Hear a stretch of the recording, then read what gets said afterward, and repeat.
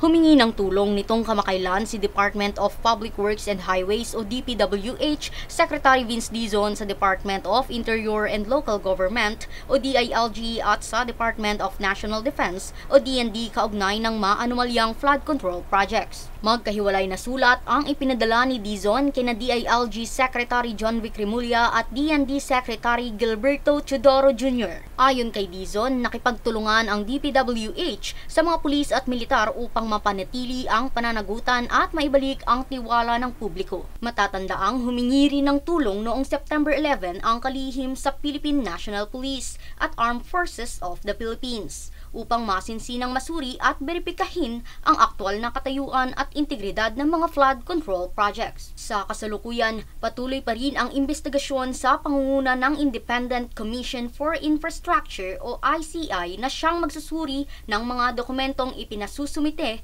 ni Dizon sa mga kontratista. Kailangan nating panagutin yung mga dapat managot. Unang-una yun, no?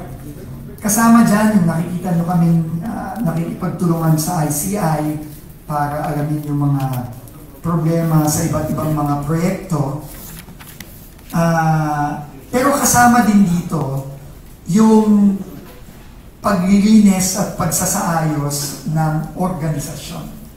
Dagdag pa ng kalihim, ang hindi pagsunod sa direktibang ito ay mapapatawan ng kriminal na aksyon alinsunod sa umiiral na mga batas, alituntunin at mga regulasyon. Ang mga hakbang na ito ang pinakabagong tugon ng gobyerno sa naging isa sa mga pinakapolitikal na sensitibong iskandalo ng katiwalian sa Marcos administration. Kasunod dito, natuklasan ng DPWH na may pagmamanipula sa mga dokumentong ipinasa ng District Engineer ng Baguio City na si Rene Zarate. Kaya agad siyang sinampahan ng preventive suspension dahil sa pagsuway sa utos ni Dizon. Samantala, patuloy ang investigasyon ng Senado habang bumubuo naman si Pangulong Ferdinand Marcos Jr. ng Independent Commission for Infrastructure para sa mas malalim na pagsisiyasat sa maling paggamit ng pondo. Rhea Bel Medina, nag-uulat para sa Golden Nation Network.